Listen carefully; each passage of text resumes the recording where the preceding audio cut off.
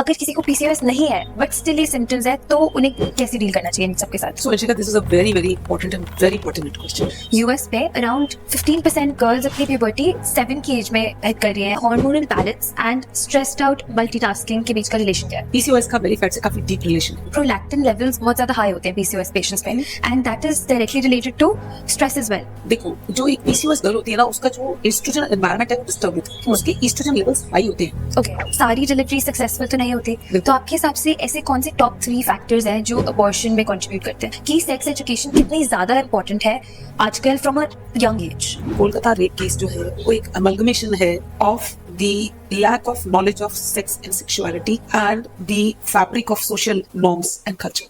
आज के हमारे पॉडकास्ट में एक बहुत ही ज्यादा ट्रस्टेड एंड एक्सपीरियंस्ड गायनेकोलॉजिस्ट आए हैं। शी इज सो एक्सपीरियंस्ड कि 20-30 इयर्स पहले उन्होंने जिन बेबीज को डिलीवर किया था आज वो उनके बेबीज को भी डिलीवर कर रही है। And fun fact, she was actually the first person to hold me in her hands when I was born because she was the one who delivered me as well. एंड उन्होंने अपने इतने सालों के एक्सपीरियंस के साथ फुलफिल्ड नॉलेज को हमारे साथ इस पॉडकास्ट में शेयर किया है। हमने बात की है about PCOS, about menstruation, about menopause and a lot of gynecological issues जिसके बारे में आपको पता होना चाहिए। So do share it with at least one female in your life जिसके बारे में आप केयर करते हैं and I hope कि आपको इस पॉडकास्ट में वैल्यू मिले। So let's get into the video. Hi Dr. Shakuntala, how are you doing today? I'm good, Anshika. How are you? I'm all good. Thank you so much for being with us on the podcast today. Really excited to have you here. And the first question I would like to ask you is out of curiosity. अब जैसे बहुत सारे period trackers होते हैं, उसमें होता है ना कि insert your menstrual cycle, 28 day menstrual cycle, 29 day, 30 day max. But बहुत सारी ऐसी वुमेन होती हैं जिनकी उस क्राइटेरिया में फॉल नहीं करती, उस रेंज में फॉल नहीं करती menstrual cycle. So do you think कि हर एक वुमेन को उसी रेंज में फिट इन होना ज़रूरी है, या और जो नहीं होती क्या वो एबनॉर्मल है? So, Anshika, that's a very basic question. Ki what is menstruation? You know, as a girl is coming into adulthood and she is growing up, her body is growing, her reproductive organs are growing, and the brain and the ovaries become slowly and gradually coordinated. और अंदर का जो hormonal environment है, वो change हो रहा है. You have seen that all children look alike, but as they are growing up, there are certain changes that happen in a girl, there are certain changes that happen in a boy, and the women, they grow up more in more shapely, and then they start menstruating. Now this menstruation is a beautiful manifestation of a very good normal internal environment, that is the reproductive organs are functioning normally and the woman is growing up absolutely normally. Menstruation happens because every month the ovary stimulates the uterus, the lining of the uterus, and in the middle of the cycle the lining is its thickest. By the time the end of the month comes, the lining is like it dwindles because of the changes in the hormones and the menstruation ensues. Now, as the girl is growing, this lining is preparing for the arrival of the baby. That is the function of the uterus. Now, if the baby arrives, if the woman gets pregnant, the menstruation will stop. But if the woman does not become pregnant, then the brain sends the signal to the uterus that no pregnancy has happened, and all the hormones are withdrawn, which were supporting the lining of the uterus. So the lining will break and the woman will menstruate. So this is a monthly cycle. तो ये जो menstrual cycle है ना, इसको थोड़ा सा आप ये समझ के चलें कि personalized होती है। ये monthly होती है, लेकिन जरूरी नहीं है कि ये every 30 days पे या every 28 days पे जैसा कि ट्रैकर में लगा हुआ है वैसा ही होगा। अगर आप ध्यान से ट्रैकर को देखें ना, तो आप उसमें number of days of cycle को मॉडिफाई भी कर सकते हो। उसमें 28 लिखा है तो आप उसको मॉडिफाई करके, अगर आप एवरी 25 डेज ब्लीड कर रहे हो तो आप उसको 25 पे कर दो। अगर आप एवरी 32 डेज ब्लीड कर रहे हो तो आप एबनॉर्मल नहीं हो, आप उसमें भी नॉर्मल हो। तो व्हाट आई मीन टू से इज कि this tracker is just a guide. Yeah. It's here to guide you. It's not here to confuse you or make you scared. Yeah. So just relax. Change the tracker according to your cycle. Yeah. अगर आपकी cycle हर महीने 25 दिन में हो रही है या 32 days में हो रही है, even then you are normal. Okay. It doesn't matter. Life में कई सारे इवेंट्स होते हैं जिनकी वजह से हमारा साइकिल कई बार थोड़ा डिस्टर्ब हो जाता है. तो it doesn't matter. Okay. If your cycle is happening more or less in a year, say 7 to 8 times you are menstruating in a year, and your cycle is more or less 28 days or 25 days or 32 days or 35 days every time, Yeah. then it is okay. But if sometime in a year, if it becomes every 23 days or every 35 days or 40 days, kindly relax. Yeah. Don't have to worry about that. So the tracker is here to guide you. Yeah. And this menstrual cycle is still considered normal. Okay. Right, that's great. Okay, now I want to ask you कि आपकी OPD में सबसे ज़्यादा common issues, सबसे ज़्यादा common modern day gynecological problems आप क्या face करते हैं? तो आपको ये जान के बड़ा आश्चर्य भी होगा कि मोस्टली जो हमारी ओपीडी में प्रॉब्लम्स आती हैं वो मेंस्ट्रुअल साइकिल से ही होती हैं. Okay. They have disturbed menstrual cycle. Either they are bleeding for longer duration, period चालू हुआ और खत्म ही नहीं हो रहा है, या फिर कम आ रहा है, या फिर ज्यादा आ रहा है, Okay. या फिर थोड़ा जल्दी जल्दी आ रहा है, या कई बार नहीं आ रहा है. Okay. 2-3 महीने बीत गए and the lady has not menstruated and the mother is worried, the family is like, they keep discussing with their family, mom and sisters, and then they are like, why did you not bleed? So they come worried ki first thing that comes to their mind is, doctor, am I normal? Is my reproductive health okay? Yeah. That is the first complaint they come with. The other complaints are mostly pertaining to the vaginal discharges. Okay. When the vaginal discharge is excessive, when it is, like smelly, it is irritating. That is the second. And the third common complaint that they come with is certain other problems like, they have excess body hair growth, they have acne, they have weight gain, despite of a good lifestyle, still they have weight gain. Yeah. So they are worried, why is it happening as my daughter is growing up or as I am growing up? What are these changes that are happening to me? Right. Okay. अब बहुत सारे लोग PCOS as a concern लेकर आते हैं gynaecologist के पास कई बार, and उसमें एक चीज़ आई हैव रियलाइज्ड रिसेंटली, मैं पढ़ी थी PCOS के बारे में, and I got to know कि प्रोलैक्टिन लेवल्स बहुत ज़्यादा हाई होते हैं PCOS पेशेंट्स में, and that is directly related to stress as well. So आप मुझे PCOS एंड स्ट्रेस के बीच का रिलेशन थोड़ा समझा सकते हैं? ये बड़ा लॉन्ग इशू है. सो PCOS एक ऐसा कंडीशन है जो कि सिर्फ और सिर्फ अल्ट्रासाउंड देख के नहीं होता है. ओके. मतलब बहुत सारी गर्ल्स हमारे पास आती हैं, doctor I have PCOS, doctor I am a PCOD patient. हमको उसको होल्ड करना पड़ता है कि उसको बताना पड़ता है कि भाई you tell us your problem, what is your problem, what is your complaint, rather than considering an ultrasound finding as PCOS. You should tell your complaints to your doctor. Okay. That is one thing. Actually PCOS, polycystic ovarian syndrome, जिसको अगर हम enlarge करके बोले तो polycystic ovarian syndrome ovary के function के बारे में बताता है, उसके जस्ट अपीयरेंस के बारे में नहीं बताता. Okay. तो कुछ क्राइटेरिया है, there are 3 criteria: hormonal, symptom based and ultrasound based. ये 3 क्राइटेरिया में से अगर 2 क्राइटेरिया कोई पर्सन फुलफिल कर रहा हो तभी हम उसको PCOS बोलते हैं. Right. अदरवाइज आपको मैं इसको बहुत इजीली आपको एक एग्जांपल देती हूँ. फॉर एग्जांपल, अंशिका कोई आपको देखे और बोले, Anshika are you from say for example Pakistan, are you from Bhutan, are you from Bangladesh, until and unless a person sees your passport, how can he or she can tell which country are you from? Yeah. Right. Because we all look alike. Yeah. So just the appearance does not tell my nationality. Similarly, just the appearance of the ovary on ultrasound does not define its functionality. Okay. ovary कैसे काम कर रही है और वो दिख कैसे रही है, कई बार वो दोनों मैच नहीं करते हैं. Okay. इसलिए जब भी आप अपने डॉक्टर के पास जाएं तो आप डॉक्टर को ये बताएं कि आपकी प्रॉब्लम क्या है, rather than telling the diagnosis. Right. Number 1. Yeah. Number 2, you said prolactin levels are high. Not necessarily. Actually, हमारी बॉडी में स्ट्रेस हार्मोन्स होते हैं. Prolactin is one of these stress hormones. Okay.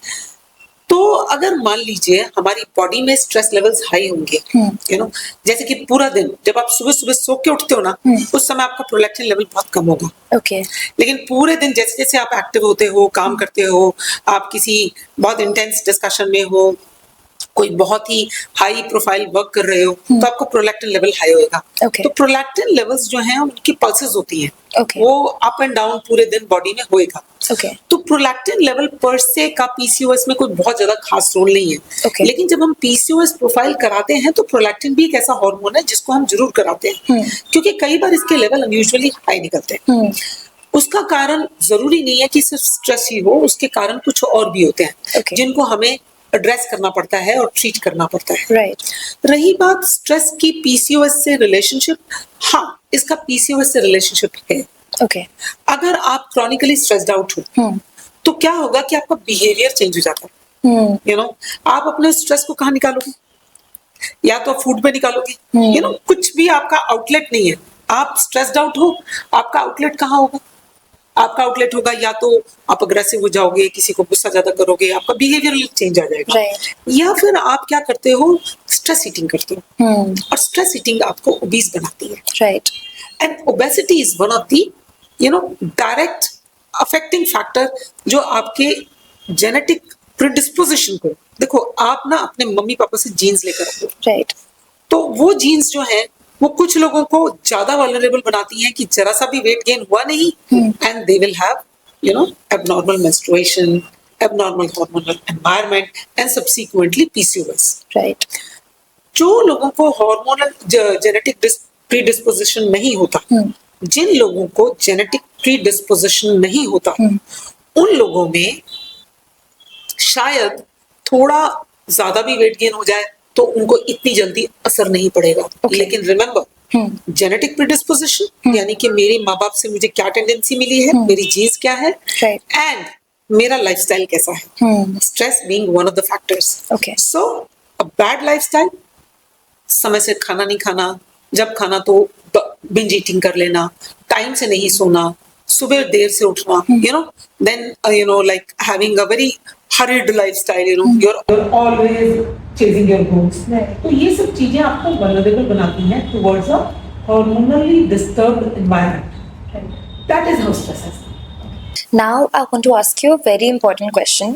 अब बहुत सारी यंग टीनेज गर्ल्स होती हैं जिन्हें एक्सेसिव फेशियल हेयर होते हैं या फिर बहुत ज़्यादा एक्ने होते हैं, उन्हें अपने फैमिली मेम्बर्स से या फ्रेंड्स से बहुत इनपुट्स मिलते हैं रिगार्डिंग देयर ओन लुक्स। वो एक कॉस्मेटोलॉजिस्ट या डर्मेटोलॉजिस्ट के पास जाती हैं, वो कहते हैं कि आप लेज़र हेयर रिमूवल कराने या फिर एक्ने का ट्रीटमेंट लेने, तो वो कहते हैं आप पीसीओएस चेक कराओ, आपको पक्का पीसीओएस होगा।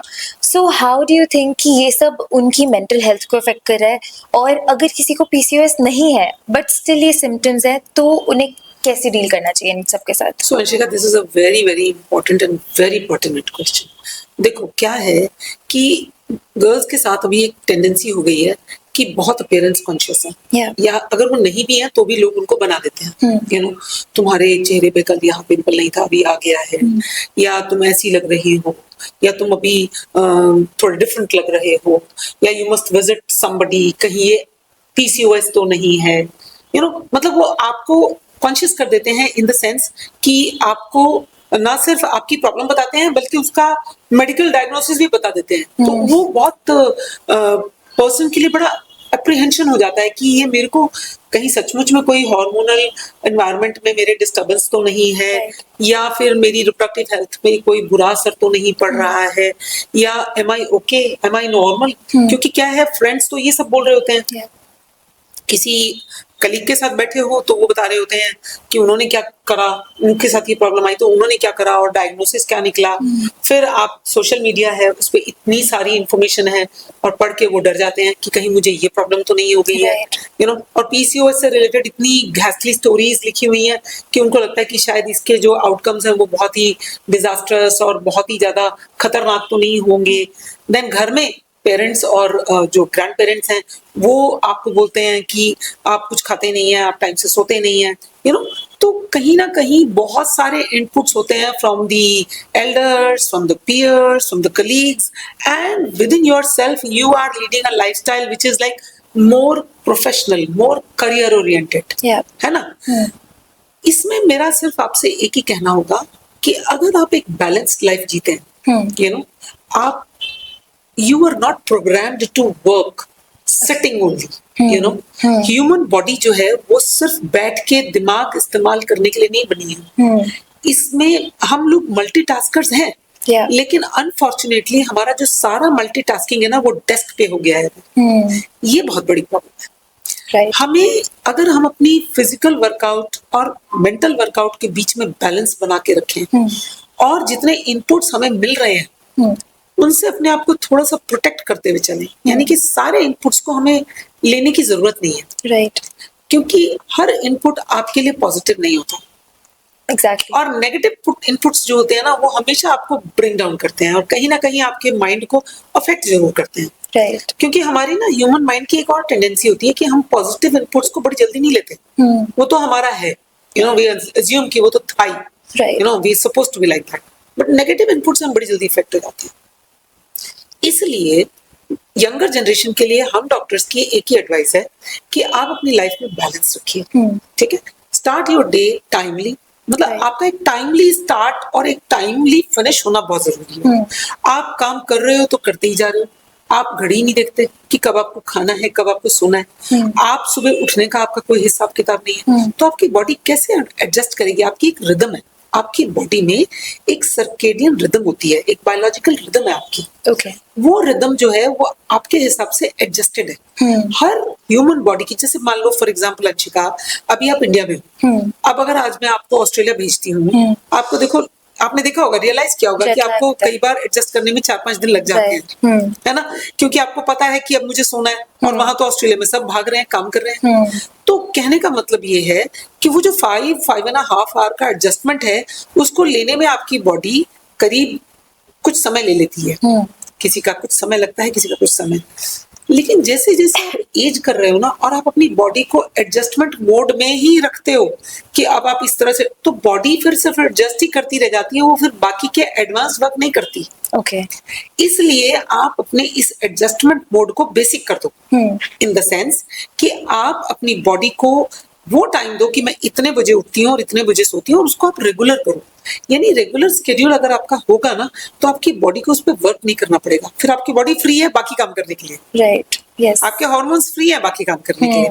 आप उनको क्या करते हो, आप उनको अपने स्केड्यूलिंग में ही एडजस्ट करके रखते हो, तो वो बेचारे उसी में फंसे रह जाते हैं और आगे नहीं बढ़ पाते। आप मुझे ये बताइए कि hormonal balance and stressed out multitasking के बीच का रिलेशन क्या है? I'm telling you very basic thing. This is very basic that you should start your day regular. You should end your day on a regular tone. And पूरे दिन जो आप काम करते हैं समय से खाना खाइए। जिस समय आप खाना खाते हैं बहुत सारे इनपुट्स के बीच में मत खाना खाइए, आराम से बैठ के खाना खाइए। 10 minutes, 15 minutes, tell the world that you are going to have your meal, and then have your meal. And जो भी काम आप करते हैं अगर आप उसमें चाहते हैं कि आपका वो काम फोकस से हो, तो आप उस काम को ही करें। मल्टीटास्किंग के लिए आप बीच में थोड़े थोड़े इंटरस्टाइसेस जरूर रखिए, Okay. ताकि आपकी मल्टीटास्किंग आपके लिए एक टोल ना ले ले, आपके मेंटल हेल्थ पे एक टोल ना ले ले। Right. इस तरह से अगर आप काम करेंगे तो वो जो आपके स्ट्रेस हार्मोन्स हैं they will be on a balance, बहुत जल्दी जल्दी फ्लक्चुएट नहीं करेंगे। Right. तो मैं ये बताना चाह रही हूँ आपको कि अगर आप अपने दिन को प्लान करके चलेंगे, आप अपने स्केड्यूल को रेगुलर रखेंगे, तो जब आपकी लाइफ में ऐसे इवेंट्स आएंगे जब आपकी स्केड्यूल बहुत हितर तितर हो जाती है, बहुत हेवार हो जाती है, तो आपकी बॉडी स्ट्रेस आउट नहीं होगी, Okay. आपका मेंस्ट्रुअल साइकिल डिस्टर्ब नहीं होगा। This is something amazing which I want to tell you. Yeah. That there are people who have irregular menstruation, disturbed cycles, disturbed psyche, mental health is affected because they're always on the run. They're always chasing their goals. Okay. There are other people who are comfortable. वो हर चीज time से करते हैं, अपना खाना समय से खाते हैं, सोते समय से हैं, अपनी ब्यूटी स्लीप अच्छे से लेते हैं। तो उससे क्या होता है कि जब उनकी लाइफ में बहुत ज्यादा अपहीवल्स आते हैं, Yeah. तो वो उसको प्रॉपरली क्रॉस करके और फिर आगे से फिर से बैलेंस में आ जाते हैं। Okay. और उनकी मेंस्ट्रुअल साइकिल डिस्टर्ब नहीं होती है। Okay. तो उनको ये जो पीसीओएस से रिलेटेड जितने भी सिम्टम्स हैं कि मेंस्ट्रुअल साइकिल डिस्टर्ब हो गई, अनवांटेड हेयर आ गए, एक्ने आ गया, ये सब थोड़ा कम होता है। ओके, जैसे आपने अभी पहले भी मेंशन किया कि ओबेसिटी एक बहुत ही बड़ी प्रॉब्लम है जो कि सारे अंडरलाइंग इश्यूज को कॉज करती है, like PCOS, baby diabetes, heart issues, right? क्या पीसीओएस का बेली फैट से कोई रिलेशन है? हाँ, पीसीओएस का बेली फैट से काफी डीप रिलेशन है। देखो, मोस्टली लोग ये सोचते हैं कि जो लोग ओबीज हैं उनको ही पीसीओएस होता है। वैसे काफी हद तक ये ठीक है, क्योंकि ओबेसिटी क्या करती है, हार्मोनल एनवायरनमेंट को डिस्टर्ब कर देती है। Okay. लेकिन एक बहुत ही इंट्रिकेट चीज है हमारी बॉडी में। हमारी बॉडी बहुत एडजस्टिंग भी होती है। ओके कई ओबीज गर्ल्स आपने देखी होंगी जिनको कि कोई एक्ने नहीं होता, कोई अनवांटेड हेयर नहीं होता, right they look awesome, they are fabulous, because I'll tell you what is deep down there. I'll just come to that. Actually, जो लोग आपको दिखने में ओबीज दिख रही हैं उनकी शायद कोई फेमिलियल टेंडेंसी भी होती है। ओके ठीक है, लेकिन simultaneously these are those girls who are probably regularly exercising also. Okay. So they are capable of maintaining their fat to muscle balance. Okay हमारी बॉडी में दो तरह के फैट होते हैं, येलो फैट और brown fat. Okay yellow fat हमारी skin के नीचे होता है। Okay. और ये जो ब्राउन फैट है ये हमारे ऑर्गन्स को शॉक एब्जॉर्प्शन के लिए कवर करके रखता है, ओके ताकि ये ऑर्गन्स हमारे डिस्टर्ब ना हो जाए, हर्ट ना हो जाए during Right. Day to day activities. ये ब्राउन फैट हमारे बेली फैट में एक्यूमुलेट अगर हो गया तो ये वैसे तो इतनी जल्दी नहीं आता भी देर से है और जाता भी देर से। Okay. What I mean by that is कि येलो फैट तो बहुत जल्दी हम लूज कर सकते हैं, लेकिन अगर हम वेट लॉस प्रोग्राम में चल रहे हैं तो ब्राउन फैट को लूज करना बड़ा मुश्किल होता है। You know, आपने ये नोटिस भी किया होगा कि जो लोग एक्सरसाइज कर रहे होते हैं उनका waist to hip ratio normalize करने में टाइम लगता है, एब्डोमिनल टोनिंग आने में टाइम लगता है ना। इसका रीजन यही है कि ब्राउन फैट जाने में बहुत देर लगता है, इट्स अ स्टबर्न फैट। अब what is the relationship of this brown fat to PCOS? Now imagine करो दो लड़कियां हैं जिनका दोनों का वजन सेम है, for example 65 kg, 5 feet 5 inches। Okay. अब दोनों की दोनों काइंड ऑफ नॉर्मल है, दोनों का BMI नॉर्मल है, सब कुछ ओके है, लेकिन एक का बेली फैट ज्यादा है और एक का बेली बिल्कुल नॉर्मल है, उसका वेस्ट टू हिप रेशियो बिल्कुल ओके है। ओके तो जो गर्ल जिसका waist to hip ratio normal है उसको हार्मोनल डिस्टर्बेंसेस होने की टेंडेंसीज और पीसीओएस होने की टेंडेंसी कम रहेगी।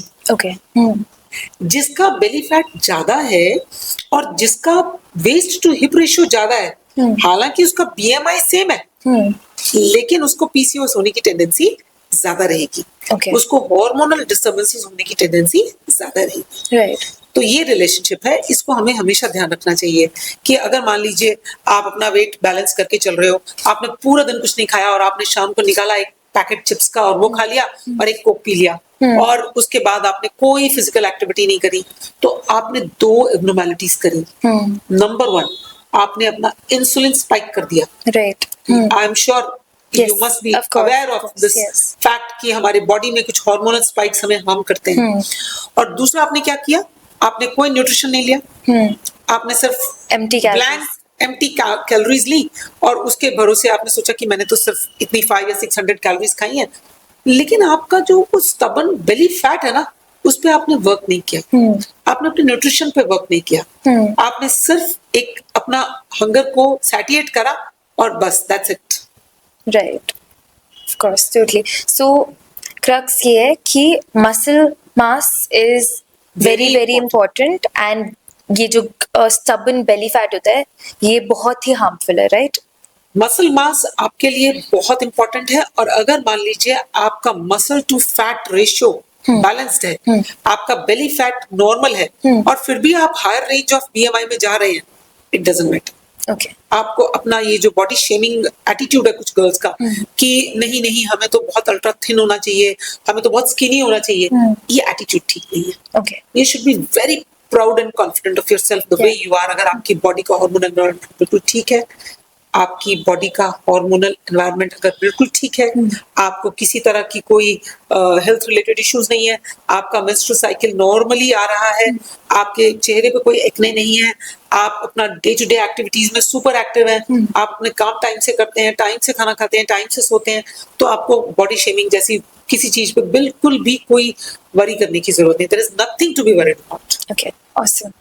गर्ल्स अपने पीरियड्स अपनी प्यूबर्टी अटेन करती थी अराउंड 12, 13, 14 ईयर्स की एज पर, बट अगर आप करंट स्टडीज देखें तो यूएस में अराउंड 15% गर्ल्स अपनी प्यूबर्टी 7 की एज में हिट कर रही हैं and around 10% they are hitting the puberty at the age of 8 years. But don't you think कि इट्स अ प्रॉब्लम? मतलब मुझे ऐसा लगता है कि उस टाइम पर शायद गर्ल्स उतनी मैच्योर नहीं होती to handle menstruation, periods. Do you think menstruation की, puberty की एक certain age होनी चाहिए? हाँ, menstruation की एक certain age होती है. Any time after 9 years of age, if a girl starts menstruating, that is considered normal. Yeah. अगर किसी गर्ल का 9 साल से पहले menstruation स्टार्ट हो जाता है तो हम सजेस्ट करते हैं कि एक बार डॉक्टर के पास ले आइए. Yeah. जैसे आपने कहा 15% ऑफ द टाइम्स उसमें there is nothing abnormal. Okay. सब कुछ ठीक निकलता है. लेकिन अगर मान लीजिए आपकी बेटी, किसी की बेटी है या कोई गर्ल है जिसका कि पीरियड 9 साल से पहले चालू हो गया है तो इट इज ऑलवेज एडवाइस कि एक बार आके डॉक्टर से मिलें. Okay. या तो अपने पीडियाट्रिशियन से मिले या बेटर है कि आप एक बार अपने गायनेकोलॉजिस्ट के पास आके मिल लीजिए. Okay. लेकिन अगर कोई भी girl any time after 9 puberty attain करती है और मेंस्ट्रुएशन उसके शुरू हो जाते हैं, onset of menstruation any time after 9 years is considered normal in medical science. Okay. and हम इसको abnormal नहीं समझते हैं. हाँ, onset of menstruation इस बात पर बहुत डिपेंड करता है कि उस गर्ल का BMI कितना है. अगर वो बहुत ओबीज है तो हो सकता है उसका ऑनसेट जल्दी हो जाए. अगर वो बहुत थिन है तो देखो बॉडी को नॉर्मल फंक्शन करने के लिए भी certain amount of body fat चाहिए होता है. तो अगर उसका बॉडी फैट बहुत कम है तो हो सकता है कि उसका ऑनसेट ऑफ मेंस्ट्रुएशन थोड़ा डिले हो जाए. Okay. अगर बहुत ज्यादा डिले हो जाता है, like for example the girl has reached the age of 16 years and she's not started menstruating yet, she must visit a doctor.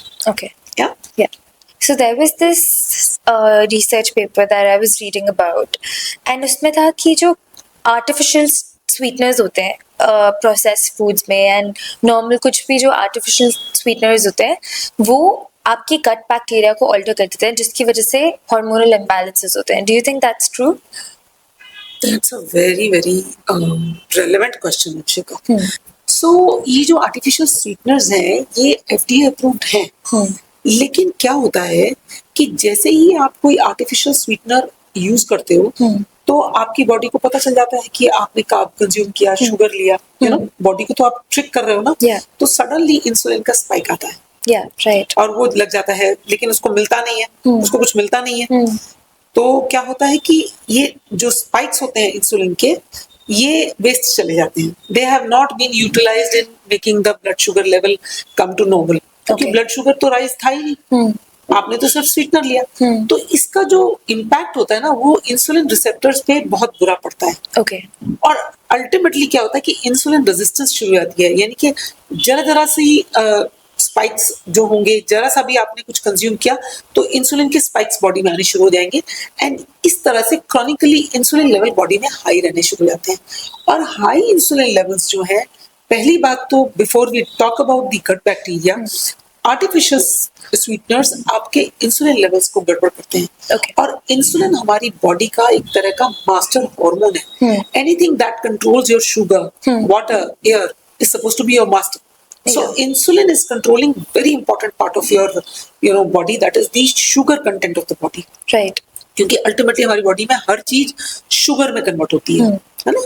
तो शुगर को कंट्रोल करने वाला हार्मोन अगर कॉन्स्टेंटली हाई रहेगा ना तो सारे के सारे हार्मोनल एनवायरनमेंट का वो डिस्टर्बेंस का कारण बन जाता है. Okay. और that becomes the major cause of PCOS. तो पहली बात तो इंसुलिन लेवल हाई रहना एक एडोलेसेंट गर्ल के लिए हार्मफुल है. धीरे धीरे जैसे जैसे ये अगर मान लीजिए क्रॉनिकली इंसुलिन लेवल अगर हाई रहेंगे तो insulin is like a bank balance in a women's body, in a persons body. तो अगर हम ज्यादा इंसुलिन कंज्यूम कर रहे हैं तो इंसुलिन डिप्लीशन होना शुरू हो जाता है and ultimately this girl will become diabetic sooner or letter.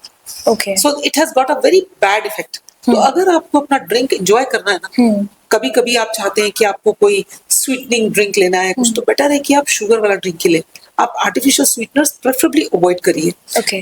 Talking about the gut bacteria, certainly gut bacteria are disturbed by these artificial sweeteners. Okay. Not only the insulin environment is disturbed, but the gut bacteria are also harmed. Okay. And gut bacteria are supposed to keep our intestinal environment in harmony.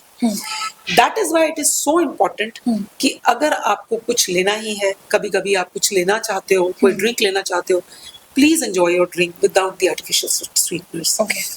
Avoid as much as possible artificial sweeteners. Probably tell you that it's a 0-calorie sweetener drink. It's Yeah. a 0-calorie drink. Yes. But that is quite deceptive. I mean, they are doing more harm than good. Okay. Okay. Ohio state university ने एक study conduct की थी जिसमें पता लगा कि जो माइस होते हैं अगर उन्हें रात को लाइट के एक्सपोजर में रखा तो उनके अंदर भी हार्मोनल इम्बैलेंसेस आ गए देखने को मिले. सो how do you think night time relaxation and night sleep हमारे लिए कितनी इम्पोर्टेंट है? So, मैंने जैसे आपको बताया कि हमारा एक सर्कैडियन रिदम यानी कि हमारे पूरे डे का एक रिदम होता है जिसमें कि हमारी जो स्लीप साइकिल होती है उसका बहुत इंपॉर्टेंट रोल होता है. Okay. जो हमारी स्लीप साइकिल होती है इसमें शैलो और डीप स्लीप का एक पैटर्न होता है. Okay. इनिशियली हम लोग शैलो स्लीप में होते हैं और धीरे धीरे हम एक डीप स्लीप में जाते हैं जिसको कि रेम स्लीप बोलते हैं यानी कि rapid eye movement sleep. Okay. ये वो पार्ट ऑफ हमारा स्लीप होता है जिसमें कि हमारी बॉडी हील करती है, Okay. हमारी बॉडी रिजुविनेट करती है. Right. तो ऐसे अगर हमें 3 से 4 रेम स्लीप के हमें अगर साइकिल मिल जाए थ्रू द नाइट तो हम फ्रेश होते हैं. Okay. कभी कभी आपने देखा होगा कि आप 8 घंटे सो लिए लेकिन आप फ्रेश नहीं हुए और कभी कभी ऐसा होता है कि आपने 3, 4, 5 घंटे भी लिया और आप एकदम फ्रेश होके हुए. जैसे आपने कभी देखा होगा पावर नैप जिसको आप बोलते हो, Yes. है ना, आपने आधे घंटे का पावर नैप लिया और आप बिल्कुल फ्रेश हो गए, है ना. क्यों आप फ्रेश हुए? क्योंकि आपने वो डीप साइकिल को एक्सपीरियंस कर लिया. Right. तो जैसे ही आप डीप साइकिल एक्सपीरियंस करते हो आपकी रिजुविनेशन आ जाती है, Right. आप फ्रेशन अप हो जाते हो. इसलिए ये साइकिल का होना हमारी स्लीप साइकिल का पैटर्न में होना बहुत जरूरी है. Okay. And you will be surprised to know कि ये जो बेस्ट टाइम होता है ना इसका वो होता है 10 PM to 4 AM. Okay. Now people are for some I think 4 AM is the time when they go to bed. Definitely. है ना? For some it is like they sleep very late. So they are missing out on very important time of their sleep. Definitely. हमारी body का एक pattern है जिसमें कि ये time बड़ा इंपॉर्टेंट टाइम है. तो इसको हमें ध्यान रखना चाहिए और हमें अपना स्लीप टाइमली ले लेना चाहिए. Yeah. अगर मान लीजिए आप टाइम जोन्स में फ्लाई कर रहे हो उस समय शायद आपको थोड़ा एडजस्ट होने में टाइम लगेगा लेकिन अल्टीमेटली यू विल रियलाइज कि somewhere between this time only your body is in a pattern that gets the best rejuvenation. Right. अब बहुत सारे लोग होते हैं जो कि कीटो डाइट फॉलो करते हैं, लो कार्ब डाइट फॉलो करते हैं for weight loss. Do you think that's healthy? तो अंशिका आपको ये बात पता है कि कीटो डाइट हार्ट प्रॉब्लम भी कर सकता है? रियली? यस. अगर मान लीजिए आपकी डाइट में too much of saturated fat है, टू मच ऑफ बटर है, आपने कार्बोहाइड्रेट बिल्कुल ही 0 कर दिया तो आपकी ये कीटो डाइट हेल्दी डाइट नहीं है. Okay. And ये आपको डायबिटीज, हाई ब्लड प्रेशर और हार्ट डिजीज के लिए प्रीडिस्पोज कर सकती है. ओके.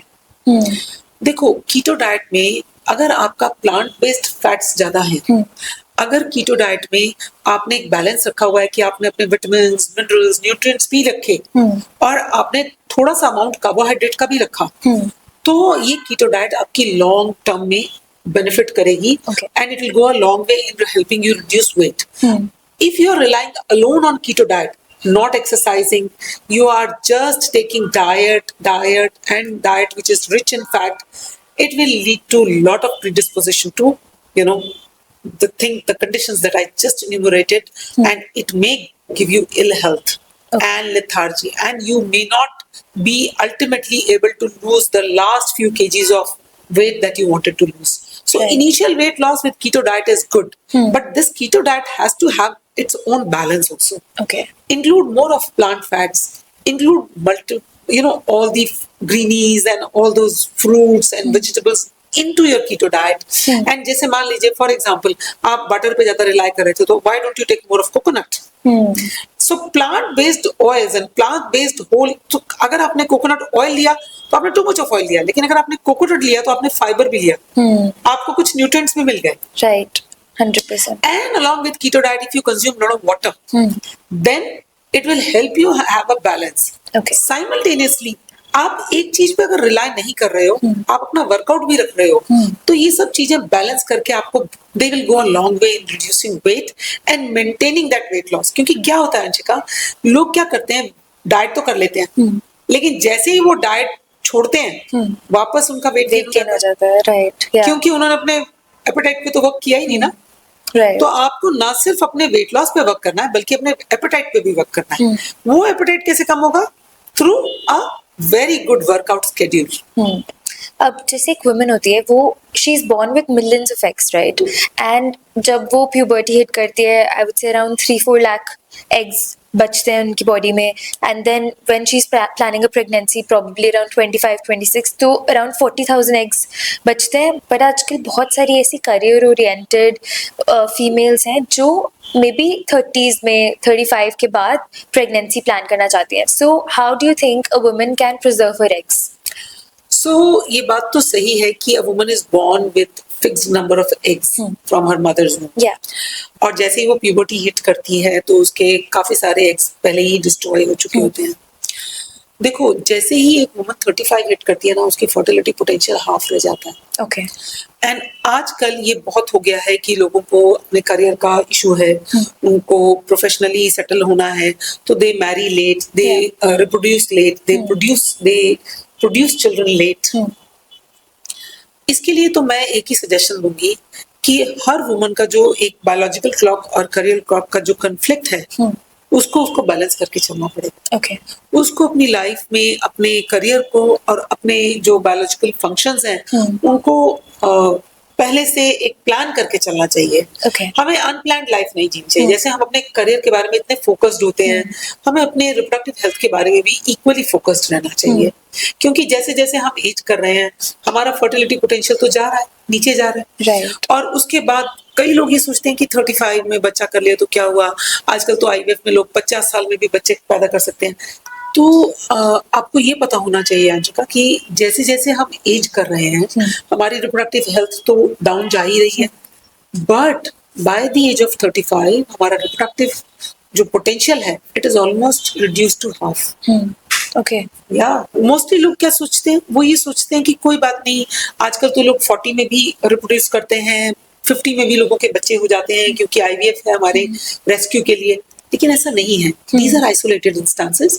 आईवीएफ के भी अपने प्रोज एंड कॉन्स होते हैं। तो इसलिए जिस तरह से आप अपने करियर को प्लान करते हो, इसी तरह से आप अपनी रिप्रोडक्टिव हेल्थ को, अपनी फ्यूचर लाइफ को, जो आपकी मैरिड लाइफ है या आपकी जो भी रिप्रोडक्टिव लाइफ है, उसको आप प्लान करो। राइट, आप अपना फर्स्ट बेबी कब प्लान करना चाहते हो, उसके बारे में पहले से सोच के चलो। अगर आपको 2 बच्चे चाहिए तो आपको दूसरा बच्चा कब करना है, आप अपने गायनोकोलॉजिस्ट से डिस्कस करो और अकॉर्डिंगली प्लान करो। इसको हम लोग कई बार प्री मैरिटल काउंसलिंग या प्री कंसेप्शनल काउंसलिंग भी कहते हैं। Okay. इसके लिए लोग हमारे पास आते हैं और वो हमसे पूछते हैं कि doctor, I am going to be 25, I am not planning to get married by the age of 30, Okay. How do you see my health down the line in 5 years। तो उसके बहुत सारे तरीके हैं जिसके हिसाब से हम उनको काउंसिल भी करते हैं और हम उन्हें बताते भी हैं कि आपको क्या करना है जिससे कि आपकी रिप्रोडक्टिव हेल्थ भी ठीक रहे। हम कभी कभी मेडिकेट भी करते हैं। अगर मान लीजिए कोई गर्ल हमारे पास आ जाती है जिसको कि हमने डायग्नोज कर लिया, उसको पीसीओएस है, because again you will be surprise to know कि जो नॉर्मल पॉपुलेशन में आप देखेंगे जो गर्ल्स हैं, वो पर साइकिल उनके एग्स कम वेस्ट होते हैं compare to the PCOS population. PCOS population यानी जो गर्ल्स जिनको पीसीओएस है, उनकी पर साइकिल जो एग वेस्टेज है वो ज्यादा होती है। ओके, उनका जो डिप्लीशन है एग्स का वो जल्दी होता है। They can land up in pre mature ovarian insufficiency early.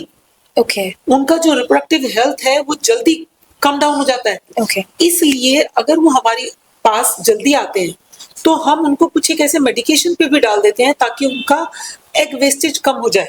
Okay, This is the importance of visiting a doctor early and coming for counseling. Ki how do they see their reproductive future, you know?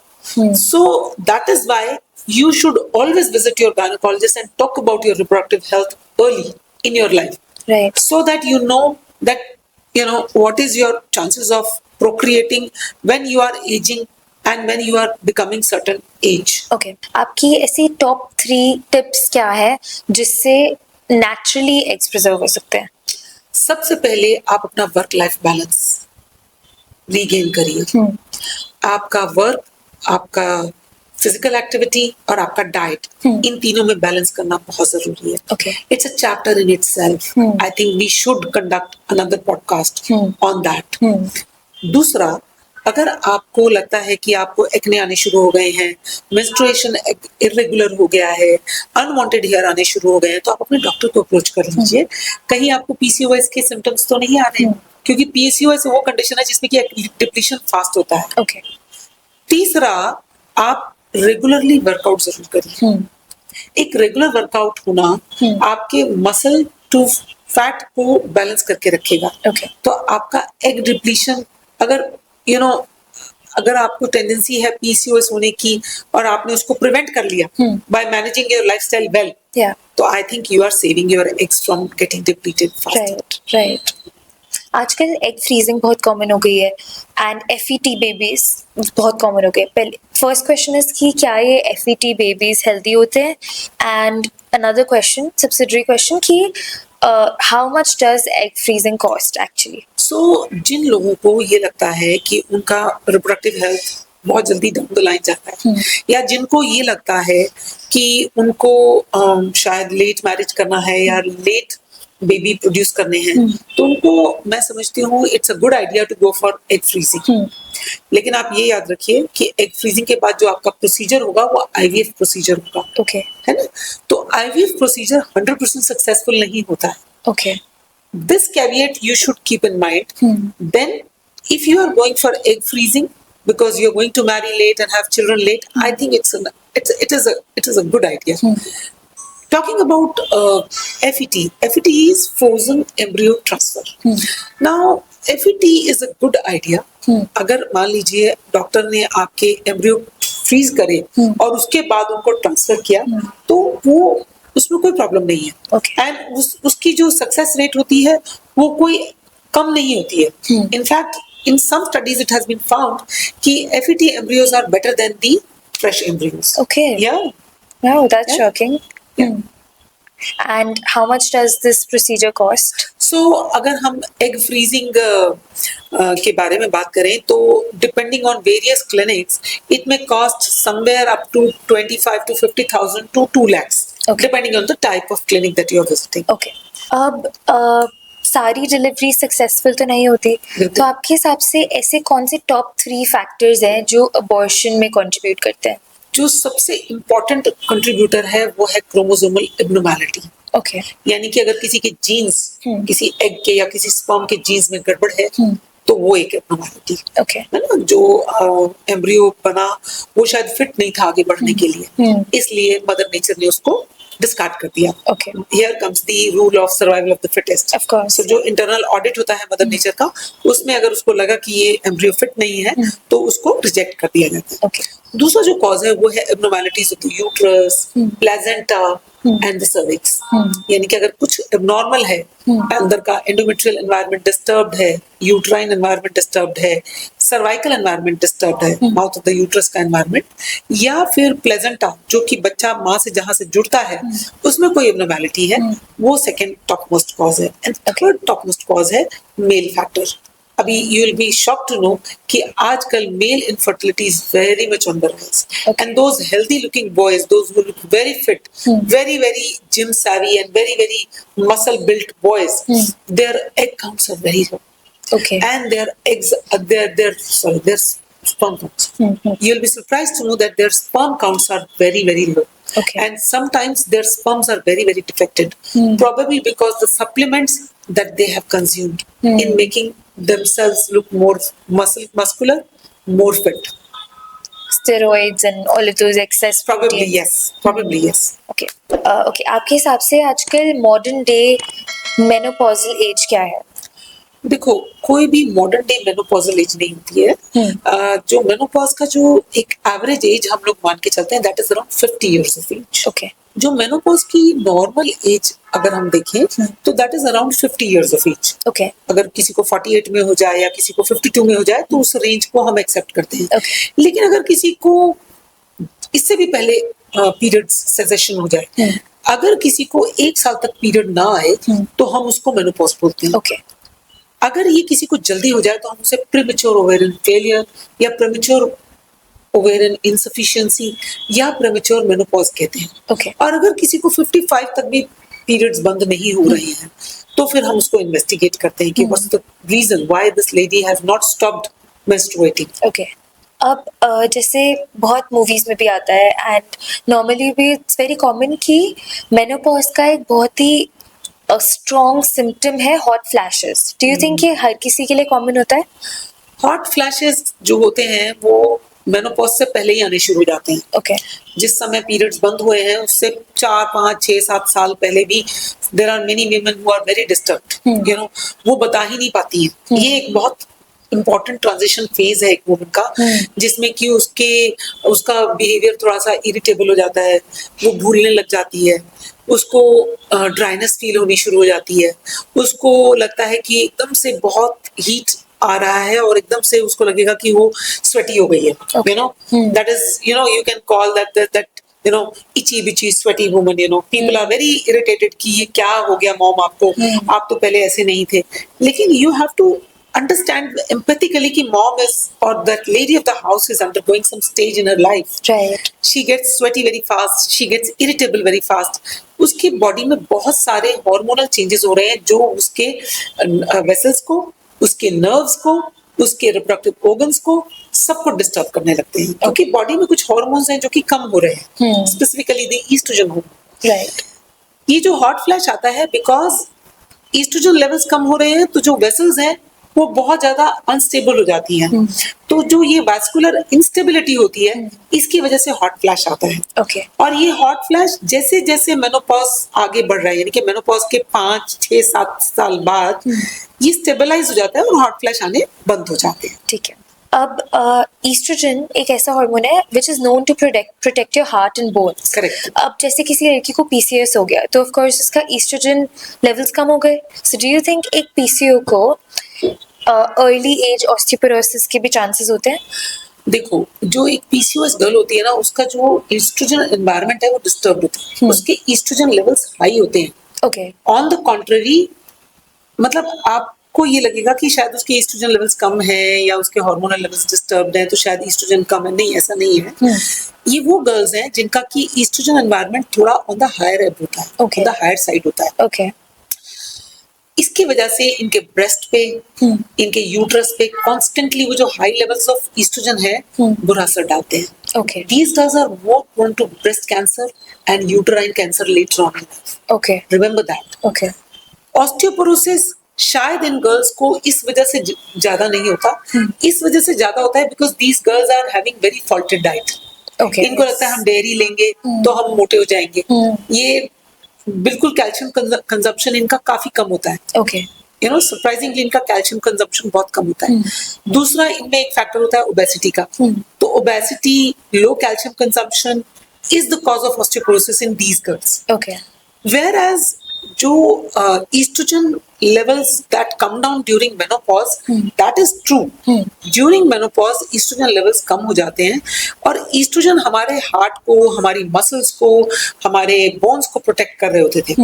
लेकिन इसका एक बहुत अच्छा solution है कि अगर आप अपना लाइफस्टाइल बैलेंस करके चलते हो, आप अपना कैल्शियम इंटेक अच्छा रखते हो, आप रेगुलरली वर्कआउट करते हो, आप अपनी मसल्स को डेली स्टिमुलेट कर रहे हो, आप एक अच्छा टोन्ड मसल्स का बॉडी आपका है, तो आपका ऑस्टियोपोरोसिस नहीं होगा। क्योंकि मसल बोन को स्टिमुलेट करती है, टू एक्टिवेट करती है उसको। और अगर एक हेल्दी बोन होगी, एक हेल्दी मसल होगी आपकी बॉडी में, तो ऑस्टियोपोरोसिस सेट इन तो करेक्ट, मतलब ऑस्टियोपोरोसिस नहीं बोलते उसको, हम ऑस्टियोपीनिया बोलते हैं। यानी कि बोन्स में कैल्शियम की कमी धीरे धीरे धीरे होनी शुरू हो जाती है। यू नो, आफ्टर 25 बोन्स में डाउनफॉल आना शुरू हो जाता है।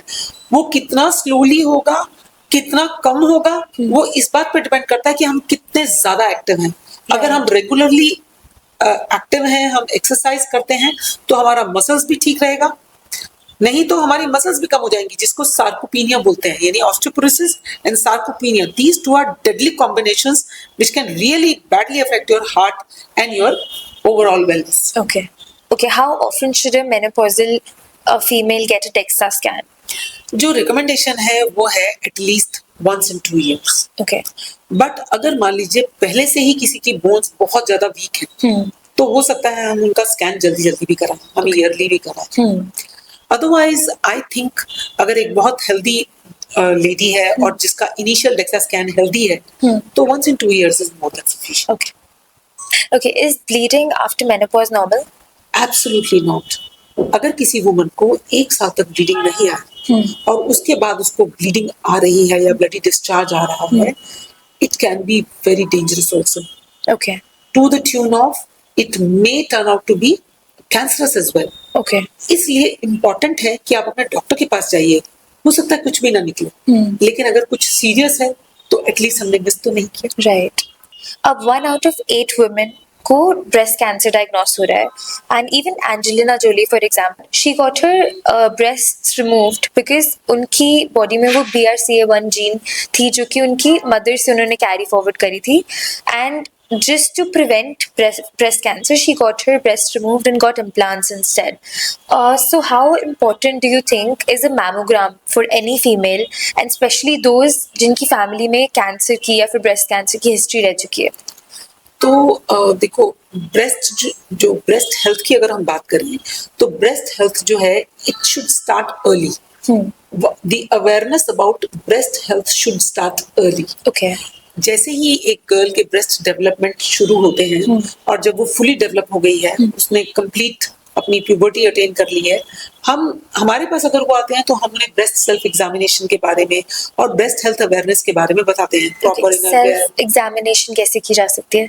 सो ब्रेस्ट सेल्फ एग्जामिनेशन एक बहुत ही सिंपल सा प्रोसेस है जिसमें कि स्टार्टिंग मतलब आप जैसे मान लीजिए आप you are over with your periods, you are having a bath, you have exposed your body and you have applied soap, so soapy body, you can slip your fingers through your chest comfortably, and with the 4 fingers first you have a look at your breast that the tissues are looking normal, then starting from the collarbone till the age, till the place where the rib cage ends, you start feeling with these 4 fingers, and start examining your breast from one part, that is the center part of the body, till where the body ends on the side, from the collarbone till where the rib cage ends. This is whole area is the breast area. Okay. Feel with these 4 fingers, with the flat of these fingers, not with the pinch.